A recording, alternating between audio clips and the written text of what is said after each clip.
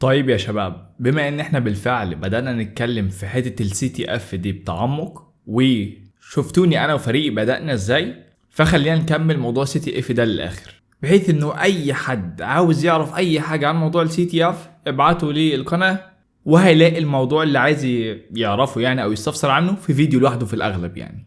وبكده نكون انتهينا والناس كلها عارفة هي رايحة فين. الحلقة دي هعملها على ازاي تعمل فريق كويس، مش بس كويس، انت ايه اللي مطلوب منك تعمله علشان تعمل فريق هاكرز فعلا عالمي وتخشوا بطولات سوا وكمان تكسبوها. لو بصينا على اكبر فرق الهاكينج في العالم زي مثلا بي دراجون سيكتور، بيرفكت بلو، بي 4، شيلفش، طوكيو ويسترن، LCBC الروسي، او حتى مور سموكد ليد تشيكن، وفي كمان عندنا واحد فيتنامي اعتقد اللي هو ال 217. ايا يكن الفريق بقى والدولة دي كلها اسماء كبيرة، بل دي اقوى الفرق الهاكينج في العالم فعليا. وهتنزل حلقة قريبة جدا على احد الفرق دي، سواء دول او حتى فرق الريد تيمينج في الشركات الكبيرة. الموضوع مش مجرد عباقرة قاعدين على لابتوب وقاعدين بيشتغلوا. الفكرة ان هو الموضوع ليه وصفة، لو عرفت توصل لها هتقدر تبني فريق ينافس فعلا على مستوى العالم. فايه هي الوصفة وازاي اعمل الفريق ده؟ اول واهم خطوة طبعا هي اختيار الناس. ركز معايا، مش شرط ابدا تختار ناس تقنية عالية في الاول. المعلومات التكنيكال والتقنية دي كلها موجودة في اي مكان واي حد يقدر يتعلمها، لكن الصعب انك تلاقي الشخص يبقى available او يبقى موجود معاك. النهاردة موجود، بكرة لو اجتمعنا موجود، بعد لو اجتمعنا برضو موجود، ولما تبعت له بيرد عليك. في مسابقة بتلاقيه بيخش ويشارك معاك فيها حتى لو مستواه قليل. انت دور على الشخص ده حاضر، ملتزم، بيحضر كل تدريب او سي تي اف وبيحل التشالنجز المطلوبة منه، او على الاقل بيحاول فيها الاقصى مجهود ممكن. ده الشخص اللي انت محتاج تدور عليه، لانه اللي بيتدرب اكتر ويبقى موجود اكتر طبيعي بيبقى الاشطر مع الوقت. تاني، ما تدورش على حد بيرفكت، ما تدورش على حد خبير في الهندسة العكسية. اول ما تبدأ تتجمع فريق، رقم واحد مش هتلاقيه او شبه صعب جدا ان انت تلاقيه. رقم اتنين، هو هينضم معاك ليه؟ انتوا لسه بادئين اصلا يعني، حتى انت شخصيا لسه بادئ. فلو شخص محترف ايه اللي يخليه ينضم معاك؟ فلو هتبدأ صغير ابدأ بذكاء. ما بندورش على شغف، بندور على استمرارية. ولما تبدأ تبني الفريق وتجمع الناس، المهتم هيفضل واللي مش مهتم هتلاقيه مشي لوحده او هتلاقيه ما عادش بيفتح. ده خلاص طيره وهات واحد تاني مكانه. ولو انت بتجمع فريقك لأول مرة مثلا وحد قال لك انا مهتم في حتة الهندسة العكسية على سبيل المثال او حتة الويب، وبعدين في نص الكلام قال لك مثلا هي البيرب سويت دي بتاعت ايه، أداة معروفة كده في عالم الويب يعني، معروفة جدا كمان، ما تتريقش عليه واديله فرصته وفهمه عادي طول مش عارفها حتى لو هو لسه جديد في الحتة دي. لكن فكرة اصلا ان هو يبدأ ويدور وبيسأل وبيحاول يفهم، هو ده الشخص يعني هو ده الشخص المناسب، مش هتلاقي انسب منه. هو بس محتاج يتدرب كتير. انما ايه الفايده مثلا يبقى معاه حد بروفيشنال وقت المسابقه ما لاقوش موجود، وقت التدريب ما لاقوش موجود، وقت الكواليفيكيشنز ما لاقوش موجود؟ فالتاني بالنسبه لي افيد، على الاقل يقعد يعمل حاجه يعني. طيب منين اجمع الناس؟ منين اجيبهم؟ في العاده في اي مسابقه لما بتبدا بيبقى فيه زي جروب خاص، زي مثلا ديسكورد سيرفر المسابقه عاملينه، والناس بتخش. في ناس كتير ما يبقاش معاها فرق، فيا جماعه مين ناقص، مين عايز حد؟ ده حل. الحل التاني عندنا في جروب الديسكورد بتاعنا اوريدي كنا عملنا تشانل بالفعل او قناه، كل واحد كان بيكتب مثلا اسمه ايه الحاجات اللي هو مهتم فيها وحابب ينضم مع فريق ولا لا. وبالفعل جمعنا ناس كتيره جدا مع بعض وانشأنا فرق كتيره، ومنهم ناس كتيره بدأت تشارك بالفعل الحمد لله يعني. فلو انت عاوز تنضم الفريق وتبدأ تشوف الدنيا بتاعت السايبر سيكيورتي دي عامله ازاي، خش بس على جروب الديسكورد وقول يا جماعه انا محتاج فريق وهتلاقي اللي يساعدك. الجزئيه اللي بعد كده جزئيه الاسم، اسم الفريق. بص، ما يهمش هتسميه ايه، حلو، ما يهمش هتسميه ايه، سمي الاسم اللي انت عايزه، لكن حاول تحترم الاسم ده. يعني انا هسمي فريقي مثلا سلاحف النينجا، تبقى انت عارف ان اي مسابقه هخشها ما ينفعش مثلا اهزر فيها، لا تبقى عارف ان اسم فريقك الناس هتبدا تبص له وتشوف الهيستوري بتاعه، الناس دي بدات ازاي، طب عملت ايه، خدوا مسابقات ولا لا. فانت اي مسابقه خشها ما تهزرش يعني، هات اخرك فيها. فاحترم اسم الفريق اللي انت بتمثله لان انت عضو منه. تقدر من دلوقتي تنشأ اسم اي فريق انت عايزه من على منصة CTF Time. روح هناك وانشئ فريق، سميه زي ما انت عايز تسميه، اعمل له لوجو وابدأ ضم الناس معاك فيه. وصلنا لأهم جزء في الحلقة كلها، حلو، هو التدريب.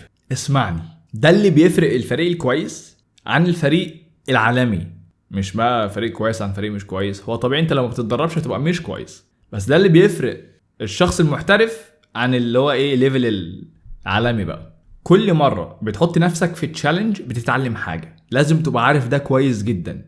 كل مرة بتخش فيها مسابقة بتتعلم حاجة جديدة، لازم هتتعلم حاجة جديدة، يعني هتتعلم حاجة جديدة. ومش الموضوع ما بيوصلش لفكرة المشاركة في المسابقة بس من بدايتها لآخرها، ده كمان بعد المسابقة. يعني خلينا افهمك ازاي.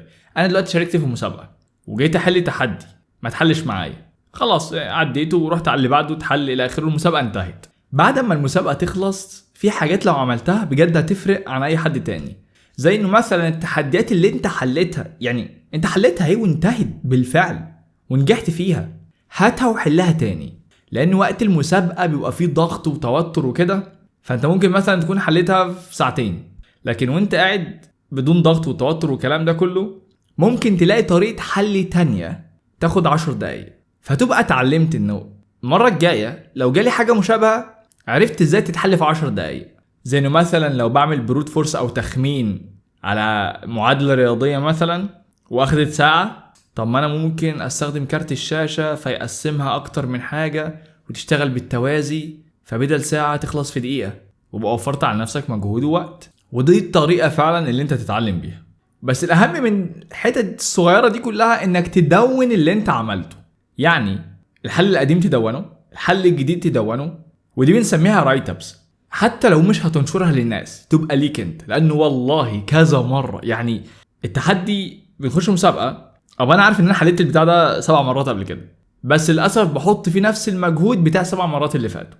ليه؟ لاني كسلت ان انا اكتب رايت اب، او كسلت ان انا ادون على الاقل حاجه ملاحظاتي على التحدي ده، فبعامله كاني اول مره في حياتي اشوفه. انا عارف ان انا هحله بس هياخد مني وقت، انما لو معايا الرايت اب بتاعي او معايا الملاحظات بتاعتي هرجع لها، والله ده انا لازم اروح الاول هنا بعدين استخدم الاداه دي بعدين خلاص الموضوع اتحل. فلو سمحت دون ملاحظاتك انت والفريق بتاعك طبعا. يعني بالاضافه للجزئيه دي لازم برضو تقرا رايت ابس كتيره.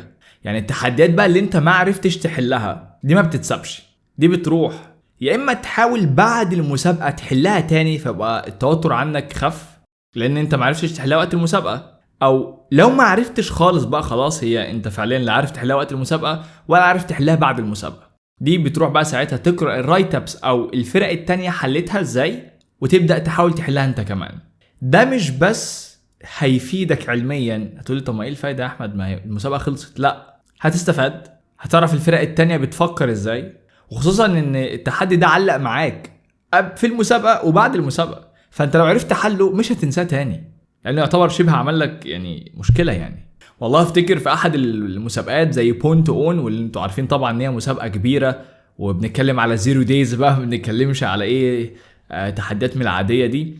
في فريق كان قاعد يقرا الرايت ابس بتاعه فريق تاني لدرجه ان هو استنتج هما بيبداوا يدوروا على ثغرات ازاي وايه الثغرات في الاغلب او المنتجات اللي هيستهدفوها. فجه الفريق الاول لما قرأ الرايت ابس بتاعت الفريق التاني دي كلها راحوا دوروا في نفس المنتجات او السوليوشنز اللي متوقعين الفريق التاني في الاغلب هيعمل ابحاثه عليها، وطلعوا ثغرات فعلا في الاجهزه دي.